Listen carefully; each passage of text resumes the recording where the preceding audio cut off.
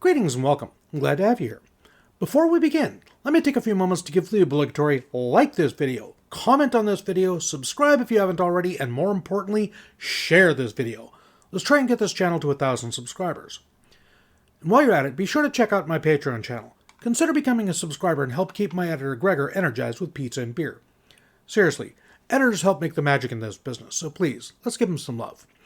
The links are in the video description at the top of the page on both YouTube and Rumble. And lastly, a quick shout out to my Tier 3 and 4 patrons. Russ of the Frozen North, New5AC, Nick, Zachary Langmead, Scared Wolf 1206, and Zachery Raney. Thank you very much. And now, on with the story. The Deathworlders, a story by Philip R. Johnson, a.k.a. Hambone, Hambone HFY, and Hambone 3110. Chapter 26, Blood and Ash. Part 1. Date point, 10 years, 4 months, 1 week, 4 days AV. U.S. Embassy, Cairo, Egypt, Earth. Eva Rios. A Bible in an old hand wearing black, the other hand sketching up and down, right and left in the air. A last meal, tasteless and ritual. A last benediction. A last prayer. Empty words. Chains on her feet, pinching the prison jumpsuit painfully against her ankle, keeping her from doing more than shuffle. An infinitely long walk down an infinitely short corridor. Her own reflection in glass reinforced with wire. Pretty, framed in black curls, empty of hope, remembering the future life she has thrown away. A semicircular room with glass walls, faces waiting sternly from outside, spectating. A sturdy chair covered in straps. Straps on her limbs, holding her down. Last words, terrified tears. Creeping ice in her arm, in her veins, in her heart, in her brain. She woke up. Eva stared at the ceiling for a second, trying to place herself and banish the highlight reel of her own nightmare that was still sadistically echoing around in her mind. She was on a cot, in the embassy, under a couple of blankets. It should have been cozy and restful. Instead, her personal schedule was badly awry. It was plainly well into the day outside, and she felt cold and drained. The window was engineered for security, thick and blast-resistant, designed to be open in the case of a fire, but also to set alarms wailing if it was. Still, the view was excellent. Minarets and palaces rubbing shoulders with modern-groomed parks and high-rise hotels, and the clean blue of the bridge-tamed Nile itself. There was a knock on the door. "Come in?" Eva asked, turning away from the window. Special Agent Darcy smiled for her as she entered, carrying a large mug of coffee. "Feeling better?" "Kinda. I had some pretty crappy dreams, though. Thanks." Eva took the mug. "How'd you know I woke up?" "I was going to wake you anyways," Darcy said. "Decision time, huh?" "Gotta pressure you," Darcy agreed, taking a seat on the couch. The non-disclosure agreement and its chillingly impersonal descriptions of exactly how transgressions would be answered was where Eva had left it on the table the night before. "Can I ask you a question?" Eva asked. "Sure." "Is it easy to keep those secrets, or do you struggle?" Darcy touched her lip thoughtfully. "I'm lucky," she said at last. "I work with people who have the same clearance I do, and it helps. But a big part of classified information is about compartmentalization and need to know. And if the guy I work with most closely doesn't need to know, well..." "You've not answered my question." Darcy acknowledged that she hadn't, with an amused motion of her head. "I find it much easier once I understand why they're secret," she said. "I may not always agree with the rationale, but knowing there is a rationale, and there's always a rationale, well, it makes it easier." "Easier, not actually easy." "I have friends and family, and there are times when I might be having a conversation with them, and they'll say something or voice an opinion that treads on territory I know about," Darcy told her. "Biting your tongue when you know that their whole argument is completely wrong, but you can't give them the puzzle pieces they need to really make sense of things? That's not easy." So, you struggle. Sometimes yes, Darcy agreed. Ava drank her coffee in thoughtful silence. That makes me feel better, she confessed. Once the mug was empty and she'd put it down, if you'd said it was effortless. She picked up a pen and signed the agreement. Date point. 10 years, 4 months, 1 week, 4 days AV. Mwrwrki Station, Uncharted System, Deep Space. Louis Beverot. Vedreg was damn near impossible to interpret sometimes. Many of his most commonly expressed emotions were quite easy to follow once you'd memorized the basics of Govnorag color emoting. The problem was that while the human eye had 3 kinds of color receptor cone cell, the Govnorag of Endragon had 5, allowing them to perceive an approximate color range several orders of magnitude larger than humans could.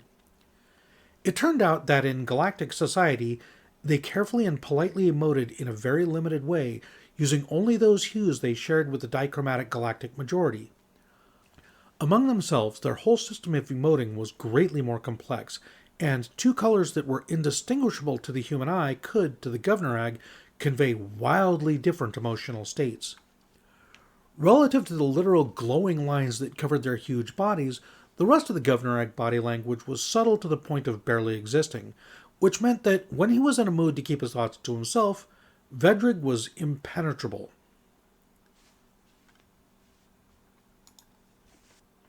This Janu Vanaunamanu person seems to occupy a position of unlimited prestige in your species' scientific annals, he noted. Kirk nodded his head slowly, by necessity rather than by choice, given his long neck, but emphatically. Mathematics, physics, computer science, quantum mechanics, hydrodynamics, economics, not to mention his involvement in the development of your species' first nuclear weaponry. If I did not know humans so well, I would suspect him of being an unsubtle hierarchy spy sent to Earth in an attempt to engineer your destruction. This doctrine of mutually assured destruction would be compatible with their strategy for turning Deathworld species against themselves, Vedreg agreed. Is that what this is? No, man, Jesus, no, Louis waved a hand irritably. Dude, read the bit on self-replicating machines. I saw that. A machine that can make a copy of itself, Kirk commented. An interesting idea, though I fail to see the practical application. You fail to... Seriously? Louis rubbed at his face. Kirk was in some ways about the smartest life form Louis had ever heard of, and in some other ways he was terminally stupid. There was nothing more frustrating than a deeply intelligent being who occasionally needed detailed instructions to figuratively find his backside with just one of his 4 arms. Seriously, Kirk nodded again. Dude, a von Neumann machine is any machine that can build copies of itself. It doesn't matter what else it can do, just so long as one of the things it can do is duplicate itself. Meaning? Dude, every nanofactory in the galaxy is a von Neumann machine. Look, I'll show you. Nanofactory! The room chimed, awaiting a command. Assemble all the component pieces of a station-sized industrial nanofactory, plus a drone capable of putting those components together, Louis told it. Estimated build time for that project is 355 Re. Do you wish to continue? The nanofactory's control software asked. What is that, about 3 hours? Louis asked. Cancel order. Point made, Kirk said. Right. If you have one functioning nanofactory, then getting a second nanofactory is as easy as asking for one. Now, what happens if we stick engines and a power supply to a big nanofactory? You have a mobile nanofactory, Vedreg observed, pulsing a familiar shade of confusion at such an obvious question. Yep. So if you have one mobile nanofactory, then getting a second mobile nanofactory is as easy as asking for one, Louis explained, aware that he was pushing the point a little hard, but it usually paid to do so when dealing with non-humans. But, of course, it's a nanofactory. It can make all sorts of other stuff, too. It seems to me that all you're doing is moving the question of what we should build with this nanofactory that we currently have back a step, Kirk observed. Colonies, Lewis told him. I see. Yes. Vedreg looked between them. I don't, he said. All our eggs are in one big basket right now, Lewis explained, plus a smaller one with Cimbrian. Now, this is an idea that's been around so fucking long in our sci-fi that I'm fucking ashamed of myself for not thinking of it sooner, but it's like, the basic rule of keeping a species from going extinct is to spread it outside of whatever little niche it's in right now. So if something happens to that niche, it doesn't take the species with it. And Earth is a very, very little niche. A whole planet is a niche to you? Vedreg asked. Hell the fuck yes it is, Lewis told him. Next to a whole goddamn galaxy? You bet your big glowing technicolor ass it's a niche. New human colonies would be vulnerable, Kirk pointed out. Cimbrian and Earth are still only intact because of the system force fields we... Stolen system force fields, Vedreg interjected, pulsing a vivid shade of indignant. Stolen system force fields, Lewis corrected him. Your people put up one round Sol yourselves. But Kirk's right. Without system force fields, any colony we try and set up is just going to be hunter chow the second they get wind of it. There is no possible way your species could afford to buy that many, Lewis, Vedreg told him. I was thinking that if we just buy the blueprint and shove it on my von Neumann colony probe here... Absolutely not! Angry red flicked down Vedreg's body.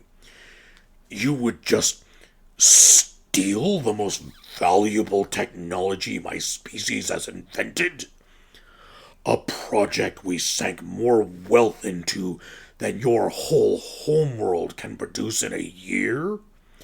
And you expect me to just give it to you? Vedreg, be reasonable, Kirk began. Lewis interrupted him. Dude, can I? Both aliens turned to face him. How many of those force fields have you actually sold? He asked. Give me an integer. Well, the technology is still experimental. Hunter shit, Lewis told him. You know how many of those things have ever been deployed for real? 6. The Governor Egg homeworld, your 2 colonies, Sol, Cimbrian, and here. And they're 6 for 6 on working fucking perfectly, man. Each one does exactly what it says on the box. Hell, one of them even had aftermarket modifications. Now, since when the fuck is that still experimental? He raised his fingers and air-quoted the last 2 words for emphasis. Your point? Vedreg asked. My point is, why the fuck is nobody buying? Man, system shields make the whole war with the Kelsi completely fucking pointless. And if they can protect Earth from hunter aggression, then they can protect anywhere else too. These things work, and yet for some crazy-ass reason, nobody's buying them off you. What's the fucking deal there?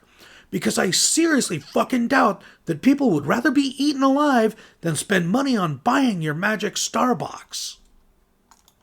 He paused for breath and reminded himself to be chill. Dude, the only reason every inhabited system in the galaxy doesn't have one of these things is because somebody doesn't want them used. Somebody with the power to keep the whole thing in development hell indefinitely. So that huge investment you're defending ain't doing diddly shit. And now here I come asking you, and dude, I'll fucking beg if I have to. You're not using these things, and they could save my entire species. For which, Kirk added, I'm sure the human race would be grateful. Vedreg fluoresced uncertainly for some time. Is there no alternative? He asked eventually. This mutually assured destruction that your Jonon Vanumanuno described, could you not weaponize this creation of yours? Dude, Lewis said and shifted on his Zafu. Let me explain to you why MAD is completely fucking bullshit, alright? He sat forward and composed his argument. Let's say I build these things so they could self-modify on the fly in response to the kind of tactics used against them, he said. Let's say I sent billions of them to devour a planet, and each one used the raw material to create billions of copies of itself. I mean, we need to imagine that shit's even possible first, and don't even begin on getting me started for the reasons why it's fucking not. But let's pretend I'm a mighty wizard and thermodynamics is my bitch, sure. He sniffed. Now, let's say I, waggle this crazy thing I've made at whatever colossal douche is looking at me funny, and I'm like, cross me and I send out the World Eaters. And he's like, ha ha, I have World Eaters too. Cross me and I shall send out mine. And we both decide it's maybe not worth the fucking hassle of being dead, and we go home for snacks, right? That's the theory of behind MAD. That seems credible, Vedreg offered. Okay, where's my threshold for provocation? Kirk nodded and sat back on his hindmost forelegs, clearly getting what Lewis was driving at. I beg your pardon? Vedreg asked. Where's, like, the line where once they've stepped over it, that's the point I release the indiscriminate death bots and kiss my wife and kids goodbye, Lewis asked. Is it when he launches his? Yes. What if I think he's planning to launch his? Lewis asked. Yes, Vedreg hazarded. You think? What if he's not, and I've just got some shitty-ass incompetent spies, and he was actually trying to steal cable or whatever? Congratulations, numbnuts. You've just doomed everybody because you're too trigger-happy. Well fucking done, you. And there we go. Literally the only situation in which MAD applies is if the other fucker's stupid enough to shoot first, which he ain't going to be, and neither am I. In other words, Kirk summarized, by introducing such a weapon, you would only raise the stakes while making no progress towards lasting peace. Exactly, Lewis agreed. So what happens instead is ham tactics. The enemy slices thin layers off us so he can make a delicious meaty victory sandwich. He doesn't want to provoke me into firing my World Eaters. Well, that's easy. I don't want to fire him. And I'm only going to do it if he provokes me bad enough. So all he has to do is not push me that far. And he can do a lot of shit without pushing me that far. And slice by slice, he'll win the war. Kirk was nodding like a pump jack, meaning that your super weapons cancel one another out and you both remain on square one, fighting each other through more conventional means. Fucking exactly, Lewis nodded. And bear in mind, dude, all the above only applies if the other guy is sane and competent. What happens if we're dealing with a complete fucking Mr. Potato Head who reckons he'll be welcomed as a warrior to the halls of Valhalla, or if he's too stupid and gung-ho to double-check what's really going on and launches his nukes when a bird shits on his radar dish? He made an explosive gesture with his hands and punctuated it with an oral sound effect. All I've done by creating that weapon in the first place is engineer the tool of my own demise. So what humans call being hoist by thine own petard, and dude, if your survival plan hinges on all your enemies being sane, competent, and cautious, then that's a bad plan because eventually one of your enemies won't be. But surely... Dude, Lewis scolded him, we're not talking about nukes here. When you get down to it, a nuke is just a big explosion. Lots of people die. It's a horrible fucking tragedy, what the fuck ever. At least you can control when and where it goes off. But a weaponized von Neumann swarm? You are ruining the galaxy for everyone forever, and probably not just the one galaxy either. No. Vedreg's body pulsed every color the human eye could perceive in rapid succession, and finally he levered himself onto his feet. I think that I will need some time to think on this. I hear you. Take all the time you need, Lewis soothed him, calming himself down. I'll keep looking for an alternative, but seriously, man, nobody's buying your force fields. You may as well do some good with them. I will think on it, Vedreg repeated, and rumbled out of the room. Lewis watched him go. Push too hard, do you think? He asked. Possibly, Kirk agreed. But Lewis? Yeah? It may well be that you could never push hard enough. Date point. 10 years, 4 months, 1 week, 4 days AV. U.S. Embassy, Cairo, Egypt, Earth. Darcy. It was interesting watching Ava read the sanitized short version of Deep Relic. Darcy could clearly recall her own reaction on reading that same document. It had made her afraid. There had been plenty of bad night's sleep afterwards, dreaming of strange worlds and strange persons, maybe alien versions of herself doing her job, trying to pull their species back from the brink of extinction, and failing. Ava's reaction was different. With every paragraph, she was getting increasingly angry. It wasn't the blazing, short-lived rage that she'd directed at Firth, either, nor the burning sass she'd summoned to cover when she was feeling insecure. Instead, Ava seemed to be filling up with the slow, relentless, baking kind of anger, the kind that glowed in a person's heart, pointed them at the world, and woe betide whoever got in their way. When she flipped the document closed at the end, her hand was shaking. "How many species?" she asked. "We don't know exactly," Darcy told her, "but it has been going on for millions of years, so it must be hundreds of species at least, maybe thousands." Ava sat back. Angry as she was, she also looked lost, as if she had no idea what to do with the fire that had been lit inside her. "God," she whispered, "I can't get my head around it. It's too big." "Do you understand why this is a secret, Ava?" Darcy asked her. "Do you understand why you can't tell anybody?" Ava nodded. "Because if we're going to survive this, we need every advantage we can get," she said. "That's why we're sending you to speak to 6, Darcy told her. Because if there's any advantage to be gained by granting his request, we have to seize it." Ava nodded solemnly. "Thank you," she said. "I just have one more question." "Sure." "What exactly happened to San Diego?"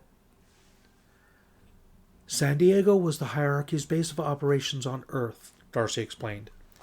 "It was home to their jump array, their communications apparatus. We tried to seize it, and their agent in charge of the facility detonated an antimatter bomb to ensure that we couldn't salvage anything." "So, if the city hadn't been destroyed, they'd still have jump beacons on Earth?" "I suppose." Darcy hadn't considered that before. "And if they still had jump beacons on Earth," Ava continued, "we'd all be screwed, right?" "We would." There was nothing overtly positive about Ava's response. She didn't smile or sigh or nod. Only a microscopic change in the way she held herself suggested that a weight she'd been carrying unheeded for a long time suddenly wasn't burdening her quite so much. Thank you, Darcy." She stood up. "Are they ready for us yet?" "Everything's in place," Darcy said. "Major Powell's in charge of this operation, but you'll be taking your orders directly from Master Sergeant Vinther. Do exactly what he tells you, okay?" Ava nodded, and Darcy shook her hand. "Good luck," she said. Date point. 10 years, 4 months, 1 week, 4 days AV. U.S. Embassy, Cairo, Egypt, Earth. Roy Vinther. "Well, hey, she finally deigns to grace us with her fucking presence," Firth muttered. "Get a rest, mate," Murray replied. The two SR men had taken the news that they'd have Rios along for the ride with a minimum of grace, and Firth in particular had taken every opportunity he could to grumble about it since. He was getting his own back, though. He'd elected to wear an offensively loud shirt covered in palm trees, ocean sunset, and bikinied Latina beauties. He snorted in response to Murray's quiet request and put on a pair of huge mirrored aviators. "Sure, bro. Okay." "Jesus shit," Coombs commented, shaking his head. If you two were any more fucking Air Force, you and Walsh should be holding hands right about now. Aren't you Army strong dumb fucks supposed to be the big ones? Walsh retorted affectionately. After Firth and Murray, he was the third biggest man present, and comfortably larger than any of the Delta Force operators. Vinther left them to roast each other and crossed the doorway to take the young woman off the embassy guard's hands. Miss Rios. You're Master Sergeant Vinther, right? She asked, extending a hand, and Roy gave it a cordial shake. That's right. You understand what your role here is. Talk to Six. Do exactly what you tell me, she said, nodding. There was an edge of trepidation in her face and voice, but also a note of determination. That's about it, Vinther agreed. Come this way. She followed promptly and quietly, proving that, for now at least, she could handle the second part of the job just fine. Vinther opened the back of one of the SUVs they'd spent the morning loading up. I understand you have Cimbrian colonial militia training, he said. Yes, she nodded. What's Rule 1? Ava thought about it for a second. Keep my head down. Right. He grabbed an armored vest from the SUV. Let's get this thing fitted in case you need it later. Unceremoniously, he pushed it down over her head, did it up, and adjusted the straps until it sat snugly on her. Heavy as it was, she didn't complain. Is that loose anywhere? She jumped on her toes a bit and danced back and forth to test it. No, it's fine. Good. Helmet. They repeated the process of putting it on and adjusting it until it sat securely on her without moving. Between them, the bulky garments made her look small and scared. All right, you can take those off now. Not going to need them for a while, he said. Firth had suggested hazing her by making her wear them all day, but while Vinther had had no reason to like Rios, he had no reason to actively bully her either. She wriggled out of them and stacked them neatly back in the SUV from where she'd collected them. Okay, I'm not planning on arming you, he told her. If shit hits the fan, then maybe, but only if I trust that you can stay the hell out of the way and leave the fighting to the professionals. It would be your weapon of last resort only. Is that clear? Yes, Sergeant. Good. If I did elect to arm you, this would be your weapon. He unholstered it from under his jacket. What are the rules of firearm safety? All guns are always loaded, she recited. Never point your gun at anything you're not willing to shoot. Keep your finger off the trigger until your sights are on the target, and be sure of your target and whatever's around and behind it. Vinther handed her the gun.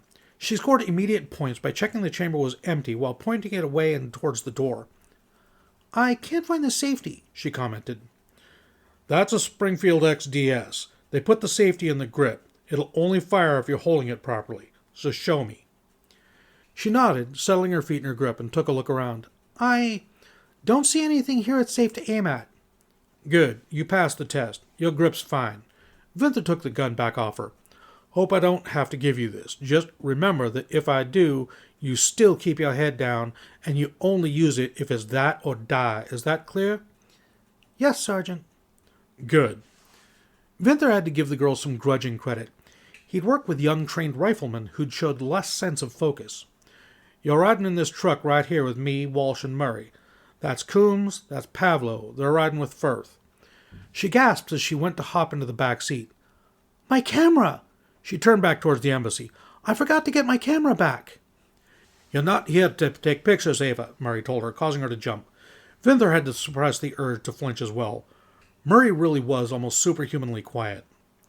I know, please, that camera means a lot to me, she said. I know, Murray handed it to her. You got it? Thank you. Firth did. Firth did? She checked. But... Murray shrugged, eloquently suggesting with only his shoulders and a quirk of his eyebrow that Ava shouldn't question it, and climbed back into the truck. Ava took the time to buckle the camera holster back onto her leg, then hopped in too. Vinther made eye contact with Firth, who'd watched the handover with an intense, unreadable expression. The big man didn't give anything away. Instead, he just beat a fist against the middle of his chest, then towards Vinther by way of a salute, and climbed back into the truck. Yo, we going, barkeep? Walsh asked. Only it's a long fucking drive. Thought you chairful types liked sitting down all day, Vinther asked, hopping up into the driver's seat. So do you. Difference is we like to be going somewhere while we sit, Walsh grinned. Vinther chuckled and turned the radio up. The quality of Cairo's radio stations had come as a welcome surprise. "All right, we do things your way," he said. "Last chance for a comfort break." Nobody took him up on it, so he pulled the Oakleys off his collar, slipped them on, cracked his knuckles, and wriggled until he was comfortably burrowed into his seat. "Let's get this show on the road." Date point, 10 years, 4 months, 1 week, 4 days AV. C-17 Globemaster, somewhere over Nunavut, Canada, Earth. Owen Powell. It felt wrong to be flying in the same plane as Warhorse and not hear either laughter or snoring. Those were literally the only two sounds men of the SOR usually produced when traveling. This time, the suit techs were too busy prepping the suits for jump, and Ares wasn't in a talkative mood at all. The worst part was not being able to help him. There was so much advice that Powell would have loved to give the lad, but the unit command dynamic was built around his remaining not aloof, but certainly not showing his love sparingly. The occasional dash of avuncular affection was about as much as he could afford. The lads were all too hypermasculine and high on life to be able to thrive on anything less than being slightly in awe of their CO. But if he could have, he would have sat down and spoken to Ares all the way over the Arctic Circle. The poor man was in dire need of some perspective. There was nothing for it but to snag Burgess when the younger man passed by on his way for a bathroom break. "Is his mind in the game?" Powell asked, getting to the point. "He's nothing but mind in the game, sir." Baseball glanced back at his best friend, then shrugged his enormous protective shoulders. "I wouldn't want to be in his way when we land, though." "Right. Carry on, Sergeant." "Sir." Powell nodded. "Go on, lad. Get it off your chest." "If she gets hurt, it's going to wreck him," Burgess observed, keeping his voice very low. "Between you and me, I counseled against allowing her to do this for that exact reason, and others besides," Powell confided. "But there's naught for it but to trust Murray and Firth and stay sharp and shoot straight when we get there. We'll all be there for him if he needs us, aye?" "Amen to that, sir." "Go on. It's a long flight." "Yes, sir." Powell didn't know how the Beef brothers were able to sit still on these voyages. Spacious as they were to accommodate men in parajump gear, the plane's seats were anything but ergonomic, and Powell found that he could at best only tolerate them. Maybe it was a size thing. Burgess and Ares were both rather larger than their commanding officer, and neither of them seemed the least bit bothered by the seating arrangements. It was a mystery.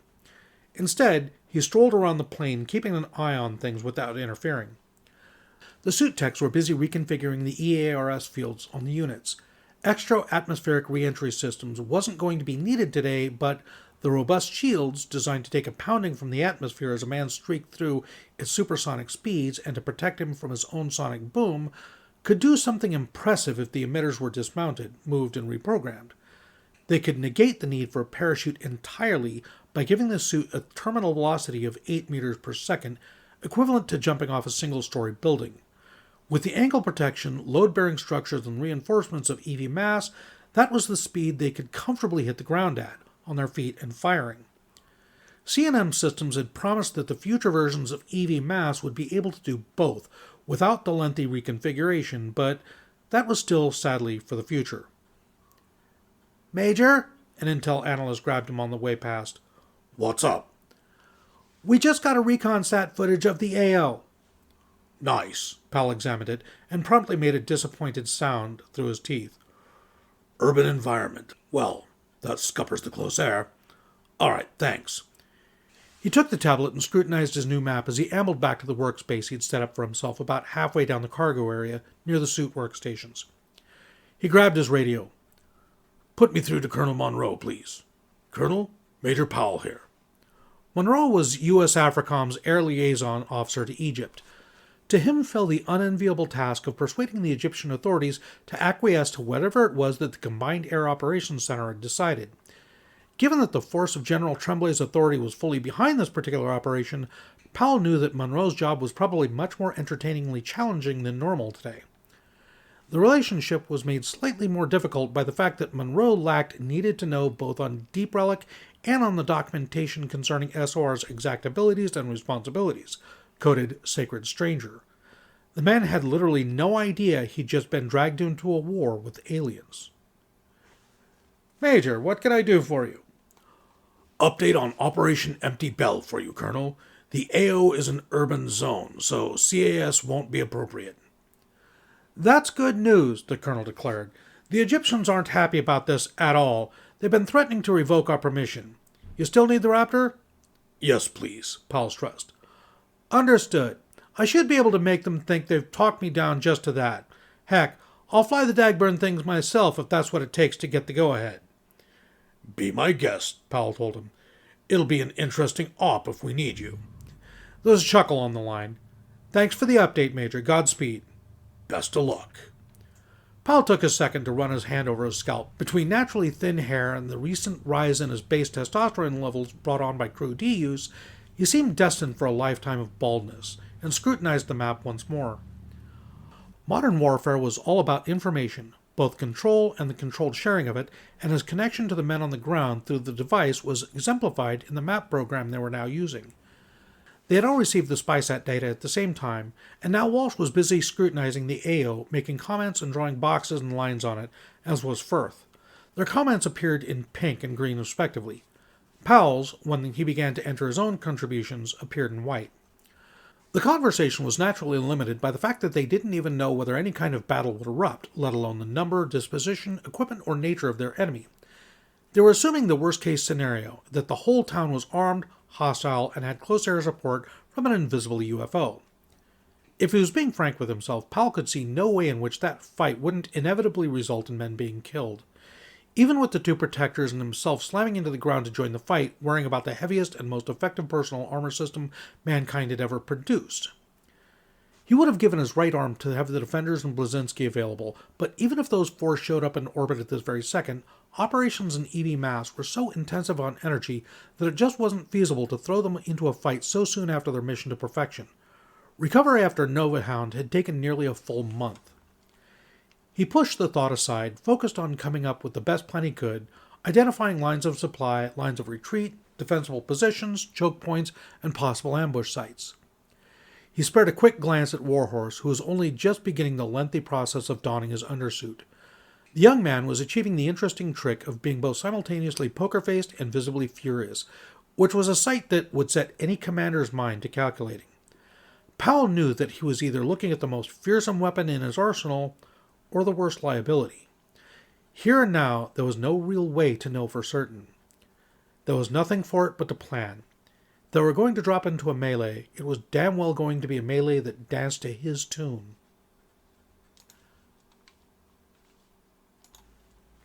Date point: 10 years, 4 months, 1 week, 4 days, AV.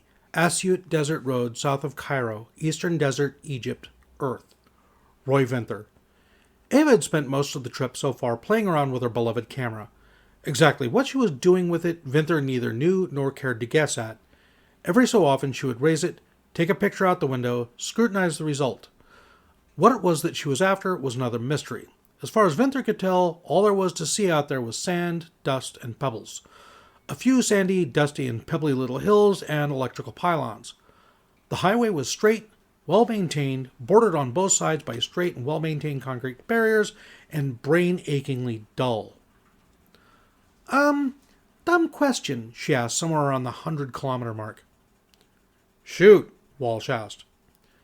Nobody ever told me exactly where we're going. Walsh looked to Vinther, who waved a hand, inviting him to do the honors. The coordinates Six gave you are for a gold mine about 50 miles south of Marsa Alam, he said. So that's how they make their money? Ava deduced. Yep. Back in San Diego, their cash cow was an accounting firm called JJG Financial Services. I know that company, Ava exclaimed. They were Mama and Papa's financial advisors. Them and loads of other affluents from San Diego and L.A. They were good at their job, Walsh explained. Hell, they had to be. They were running a global conspiracy off the profits. Guess gold mine is just as good, Vinther commented. Hell, easier too. Who gives a shit about the customer experience of a rock? Probably a step down, actually, Walsh said. Gold mining isn't at all profitable no more. Are you shit? It's a literal fucking gold mine, Walsh sniffed. Do you know how gold's measured in? He asked. Nope, Vinther conceded. Ounces, Walsh told him. Every other thing you might want to dig up on the earth, salt, coal, iron, ore, whatever, they measure it in tons. But gold they measure by the ounce. An ounce of gold is about this big. He held up his fingers shockingly close together. And the Geosurvey figures there are, about 6.5 million of those in the whole of the eastern desert. Vinther looked around. The eastern desert was defined as being all the vast, wide, sun-baked landscape between the Nile and the Red Sea.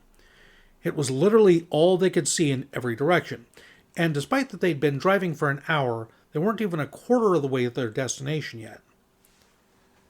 That ain't a lot. About 75 ounces per square mile on average, Walsh said. Of course, it ain't all evenly distributed, and it ain't all at the same depth, and it ain't in nice ounce-sized nuggets. It's all gold dust. They gotta bring up a big old chunk of bedrock, crush it, wash it, filter it, and out of that they get gold dust they can melt together to make a bullion. It's time-consuming, labor-intensive, expensive work. And with the Hephaestus LLC finding huge supplies of precious metals in the asteroid belt all the time nowadays, Ava said, the price of gold's declining hard. Right, Walsh agreed. So, yeah, this mine of theirs, if it's really Big H who owns the place, probably turns a profit for them because those Cali accountants wouldn't have been worth a lot more. Murray stirred. Vinther thought he'd been asleep, but he must have just been listening quietly with his eyes closed. Where'd you learn that? He asked. Discovery Channel, Walsh shrugged. Murray and Ava had both made the exact same noises simultaneously, an amused explosion of air through the nose, and Vinther chuckled. Walsh laughed with them and went back to tapping on his tablet, working on the map and the details of their plan. Ava began. What's up? Vinther asked. Are you guys scared? What of? Vinther asked her. I don't know, that this could be a trap or that it could all go wrong? It was Walsh's turn to indicate to Vinther to take the lead on that one. Vinther shrugged. Are you? He asked. Yeah, she admitted. Vinther nodded sympathetically. Good. Means you ain't crazy. He scratched the inside of his ear thinking. But being scared's... I think it's like a coat of primer, right? It happens right before you start the painting, and it sure ain't no fun, but it gets you ready. Ready to kick ass, ready to keep your head the fuck down, whatever. Once you're in the thick of it, you ain't got time to be scared. The oldest and strongest kind of fear is the fear of the unknown, Murray interjected. He shrugged when they all looked at him. H.P. Lovecraft. Dude got that right, Walsh agreed. How do you cope with it? You piss yourself yet? Vinther asked. She blinked. No? Vinther glanced at the GPS slightly inwardly to himself. There were still far too many miles to go. Then you're doing just about as well as I am. Date point. 10 years, 4 months, 1 week, 4 days, AV. Byron Group Campus, Omaha, Nebraska, USA, Earth. Moses Byron. Kevin, how's the nose? In person, Kevin Jenkins' nose was really an impressive sight. While it looked set to heal straight and clean, the bruising and discoloration covered a lot of his face. Xiu Chang, it seemed, had an impressive arm on her. Kevin threw himself into a chair. You had to ask. Worth it, though. Hopefully, Byron agreed. They still need to clear the selection and training. Kevin gave him a curious look. I thought the whole point of sending me up there was because we're headhunting these three, boss, he asked. Mocktail, Byron offered. Kevin had figured out his booze trick, so the offer was simple courtesy. You asking me for one, or you offering? Kevin joked. Offering. Sure, sounds good. Byron nodded and hit his drink cabinet and refrigerator, selecting the cranberry juice, raspberry juice, and lemon lime. Do you know how much profit the BGEV program has made us, Kevin? He asked. Kind of figured it's in the red, Kevin replied. Yep, Byron agreed. Badly in the red. Badly, badly, badly. In fact, EV11's our last throw of the dice. Crying shame, Kevin mused. but you don't send good money after bad. Your job ain't to agree with me, Kevin, Byron told him, smiling slightly. He poured the juice. Quite the opposite. Unless you're right, boss, Kevin said. Well, Byron unscrewed the lemon lime's cap. Chang, Bueller, and Cicity have got the experience and know-how, but if I'm going to give them command over our last-ditch attempt to turn that program around, we need to know they make the grade. That ship ain't leaving the good Earth until I'm completely happy that it's got the best of the best on it. You were pretty damn rigorous about the selection of 10, as I recall, Kevin observed. Byron handed him his finished drink. And for all the other ones. Hell, Reclamation was the only one we rushed things on, and that for good reason. Byron sipped his drink, found it acceptable, and sat down again. But these three are going to get the full ream on board, make or break, Kevin. Make or break them, or make or break the mission? Relax. They'll be well taken care of whether they make the cut or not. Talent like that, we'll find a use for them. Just you wait and see. Boss, Kevin frowned at him. The man had an irritating knack for spotting unanswered questions. Fine. Byron sat down, called up the planned assessment and selection program, and turned his monitor around for Kevin's benefit. Kevin read in silence for a minute, only commented once. Dang, the team dug up a lot on Bueller. Surprising, isn't it? She really doesn't seem the type. Turns out she's full of secrets. And you're going to hit her with them? Byron nodded. Kevin, if things go to plan, she's going to be the flight engineer for a starship that's worth, well, a heck of a lot. And she'll be cooped up on that ship with the other two for a minimum of 18 months. If she's carrying any baggage, it needs to be dealt with before any of them ever lay eyes on Levin's hull. Why? Byron frowned. Excuse me? Why? She and the other two get along just fine. Hell, I think there's some kind of triangle thing going on there. Why disrupt that by bringing old skeletons out of the closet? Byron rubbed his chin, assembling his thoughts. We aren't in the business of coddling three young pups in love, Kevin. We're in the business of sending a spaceship out there that'll turn a profit. That means forging a team who can steer her through whatever rough seas she finds in her way, he said. A team like that's got to share everything. And I don't just mean bath towels and body odor. Every doubt, every concern, every relevant bit of data. They need to know it all, and they all need to be able to work through it, together. No secrets, no lies, no omissions. They need to trust and accept one another completely, and with every facet of their lives. Heck, he added, if they make the grade, we'll have made them inseparable if that's what they want. And if not, well, we'll have helped them gain new insight into themselves and one another and left them a little wiser. No matter what happens, we'll have done them a favor. Tough love, Kevin summarized sarcastically. Kevin, it's no business of ours if they spend every night of their mission rutting like a Roman orgy. It is our concern if they wind up hating each other 4 months in and thereby cost us our last shot at making the galaxy do something positive for mankind for a change. Kevin knocked back his mocktail and frowned. I want to argue, he confessed, but for the life of me, I can think of no good counter-argument. If it helps, I'm not real happy about giving these kids a rough time either, Byron conceded. But if they're as good as we think, they can take it. Kevin nodded. Oh yeah, reminds me. I had plenty of time to think on the drive down here, and I had an idea that might even help here. Shoot. These kids are gorgeous, boss. Movie star good looks, fitness, intensity. I reckon we could build a whole advertising campaign around them. Like what?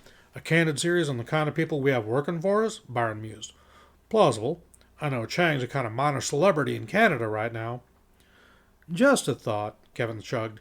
And hell, maybe a photo shoot would be a good little carrot. Reward kind of thing. Boost their self-esteem after you bruise it. I like it, Byron agreed. When are they coming down here anyways? HR said something about needing 10 days or so to finish their special accommodations. Right, yes. So I gave them 2 weeks, Kevin said. Time to finish sorting out that country cottage of theirs and get things straightened out. Good. That lines up with Erickson's needs. The EV program's chief engineer had specified there'd be a window between the 2 and 3 month marks when he'd need to discuss some matters with the crew. Excellent, Kevin stood up. Anything I need to look at? Yeah, Erickson had a few toys he wanted to shove on 11. He's not given up on giving it some kind of emergency recall yet. I said he should talk to you first. Last thing I need is another chat with the president about national and global security. That part still rankled. It had been a chilling introduction to what real power looked like, and had galvanized his determination that BGEV-11 was going to be the success he'd always wanted for the EV program. If for no other reason that it'd be nice to retire to his own private planet and get out from under the thumb of that power. Leave it to me, Kevin promised. Hell, the Supreme Allied Commander for Extrasolar Defense sends me Christmas cards.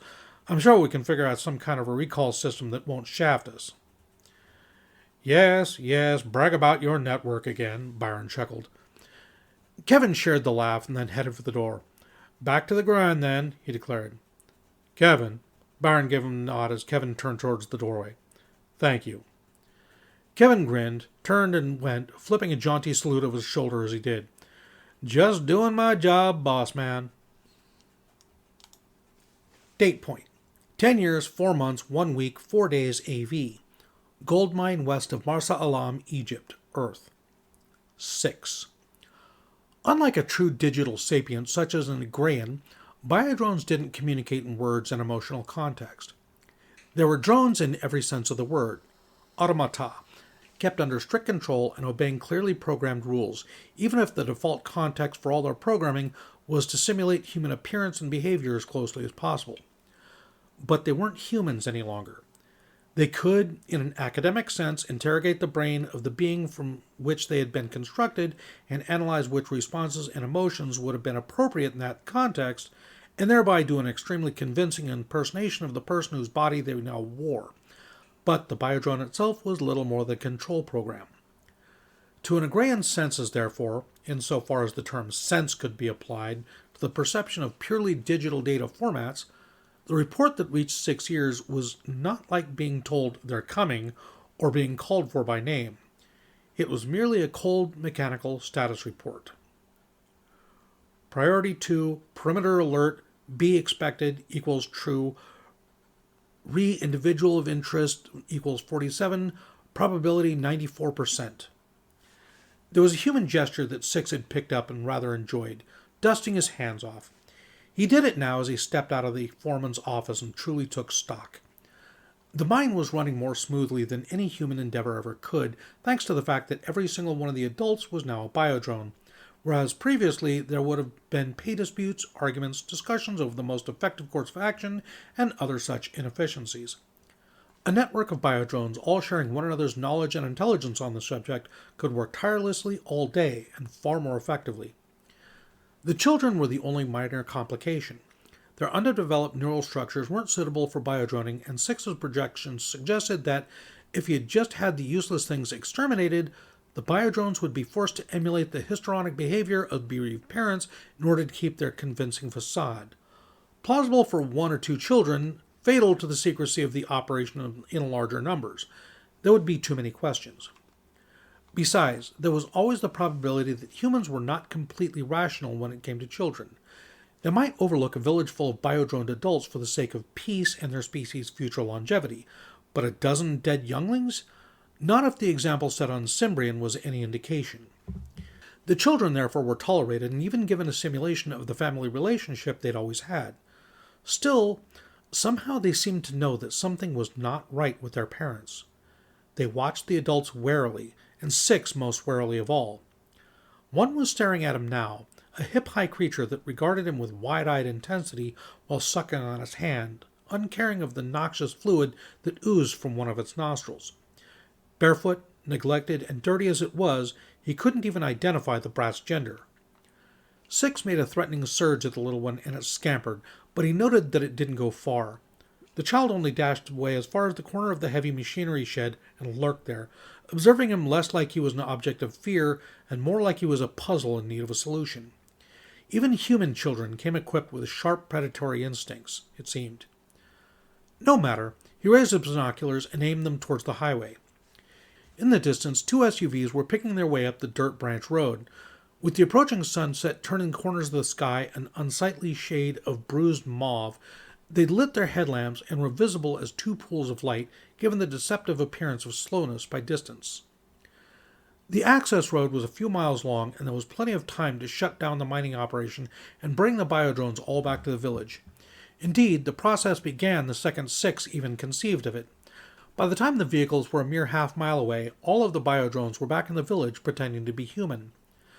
The fact that each one of them had immediate access to a weapon was nothing more than insurance. 6 had no plans of starting a fight, but that was no excuse for laziness. Human technology had come a long ways during his years on Earth, and these SUVs were just another indicator of that. Gone were the stinking fossil-fueled roaring engines. In their place was a quiet, clean electric drivetrain powered by a force field array that could drink down the Egyptian desert's abundant sunlight and better than 95% efficiency if needed, and which could store enough power for a 500-kilometer voyage even in pitch darkness, or provide all the power and torque that a vehicle might need for a shorter, more intense burst of activity. He awarded himself a victory as the cars pulled up outside the foreman's office, and a total of 7 people alighted. 3 were men of average size, but in fit condition, all of them lean and hard and intense, and this included the one who was immediately identifiable as the leader, a tan man with dramatic facial features and salt and pepper hair. Behind them was a very large man, blond of hair and wearing aviator shades. Big as he was still smaller than the enormous man who got out of the car behind him, and even that one was dwarfed by the mountain who squeezed out of the rear car, draped in the most disgustingly colorful shirt that 6 had ever even heard of. Next to the 6 males, the young woman who got out of the car last was almost unimpressive. Where they were regarding him and their surroundings with neutral, calculating watchfulness that promised the immediate, skillful application of violence should things go wrong, she was more like the child, wide-eyed and cautious, watching him to see what he might do next. She did, however, tap the graying leader on the arm and mutter, "That's him." 6 spread his arms and played the part of a jovial host with a smile. "Welcome. Thank you for coming," he announced. The soldiers, and if 2 or maybe 3 of them weren't SOR, 6 didn't know what else they might be, exchanged the rapid, almost hive-mind communications that humans seemed to never notice they did simply by looking at one another, and dispersed, walking calmly and slowly but firmly away until only the leader and the girl were left by the vehicles. "We'd have preferred," the leader said, "a meeting between yourself and a trained negotiator." "And yet here you are," 6 replied, "which makes me wonder why you're accommodating my requests, Mr. "You can call me Barkeep," he said. "I don't make the decisions. I simply pass on the message." 6 nodded. "And what may I call you?" he asked the young woman. "I would like to know your real name, but I won't be offended if you use a nickname instead." She glanced at Barkeep, who nodded encouragement. "You can call me Ash." "Short for Ashley?" 6 asked. She did a commendable job of giving away nothing. "Or a reference to... No matter. Thank you for agreeing to this meeting. I'm sure you and I can both answer some very interesting questions for each other." "I'm sure we can," Ash replied. There was a definitive spark of dislike in her expression now. "Mr. Barkeep, if we might, I would like to have my conversation with Miss Ash here in private. That office there, if I may.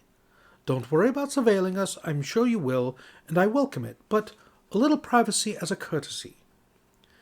It was interesting that this time Barkeep deferred to Ash, who swallowed, nodded, and stepped forward. 6 played the part of perfect gentleman and held the door open for her. It wasn't much of a door, wasn't much of an office either, but it had air conditioning, which was a blessing both for warding off the grinding heat of the day and the surprising chill of nighttime. Uninvited, Ash sat down. 6's interrogation of his host's body's memories on human social etiquette yielded no useful information. As far as the man who once owned 6's bodies would have been concerned, the cultural differences were so pronounced that Ash may as well have been a different species of human altogether. He settled for sitting down at a cautious distance. "Would you like something to drink?" he offered. "Have water? Coffee?" Ash shook her head. "No, thank you." "As you wish. To business, then. How much were you told about me? About who I am with? Ash shifted in her seat, thinking, They told me to be very careful with what they told me, she said. Not to talk about it with the wrong people. And who are the wrong people? Six asked her, smiling. She'd struck the perfect blend of evasiveness and honesty. Anybody who can't prove that they already know it, Ash replied. And how will they know that you know it? Six asked. Ash didn't reply. Well, let me tell you what I think you've been told. You've been told that I am a member of an organization known as the Mwrwrki. We are a long-standing order spanning the recent several hundred thousands of Terran years of galactic history, and our mandate is to prevent the spread of Deathworld life forms. Does any of that sound familiar? It sounds like a version that paints you as the good guys, Ash told him. Six smirked at that. Yes, I imagine the summary that you were given was not so charitable, he agreed. I imagine the word genocide was used, possibly words like atrocity or extinction, They said you are personally responsible for overseeing several of them. Ash didn't bother with disguising her contempt. And humanity would have been amongst them, Six agreed. And this is where you enter my story. A sporting event in San Diego several years ago now. Roller derby? Ash didn't reply. So Six retreated from that topic for now. Do you have any idea why an organization like mine might exist? He asked instead. Why we might do the things we do. You tell me, she challenged him flatly. Why else does anybody do awful things? Because they believe that the positive outcomes will outweigh the negatives. Ash had a quirk of body language, he noted. She wasn't looking directly at him. Her eye contact never wavered, but her nose wasn't aimed at him, nor were her shoulders. It was a watchful, careful posture, but as she ran one hand up the other arm, it also became a defensive one. She returned her hands to being folded in her lap quickly enough, but she had already given away that a nerve had been struck. Very interesting. You're talking about trillions of deaths, she said. What kind of negative outcome is worse? Well, not trillions personally, Six demurred. 100 billion, maybe. Let's call it that, around 100 billion. What would that be worse than? How about 100 billion and one? Oh, come on, she began. I'm deadly serious. If events were transpiring that would inevitably lead to fatal clash between two cultures that could only end in the extinction of one and the mauling of another, the ethical thing to do is to minimize the bloodshed. Does that not seem reasonable? A defensive body language returned as Ash's left hand crept halfway up her right forearm. A yes to which she would not admit, if Six was any judge. So, one group must be made unwilling or incapable of fighting. Which group?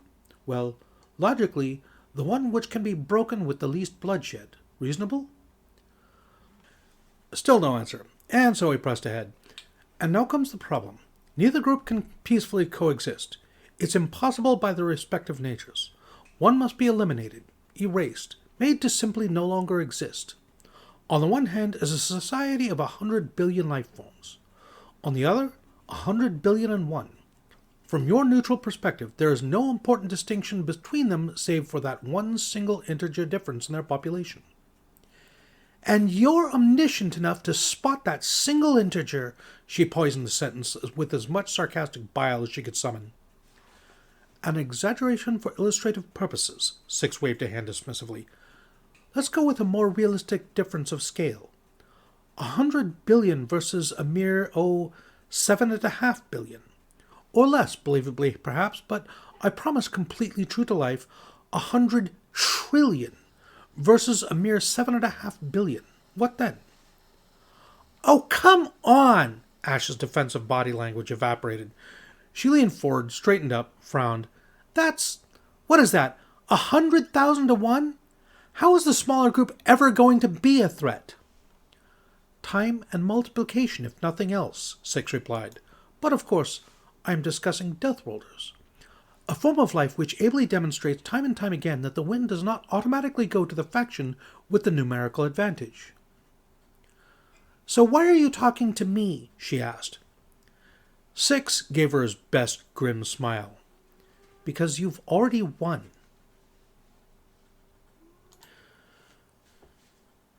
Good morning, good afternoon, and good evening. I am the Casual Deathworlder, your host, and this has been The Deathworlders, Chapter 26, Part 1. If you enjoyed this content, please remember, the algorithm demands sacrifice. And while you're at it, please smash those like and subscribe buttons and consider dropping a comment down below for engagement purposes. As always, a huge shout out to my editor, Graygor. Thank you very much, buddy. I couldn't do this without you. Okay, while this is not a huge chapter, it is too large a chapter to do in one take. It's like 81 pages. As such, it'll be released on YouTube and Rumble in 3 parts. It'll be available as one piece on Patreon for my Tier 4 subscribers in the next couple of weeks. If you would like to listen to it all as a single unit, please consider subscribing there. And lastly, I invite you to join our community over on Discord. The invite link is in the channel description at the top of the page in YouTube and Rumble. Come join our community and join in the fun there. Until next time, be safe, be well. I love you all.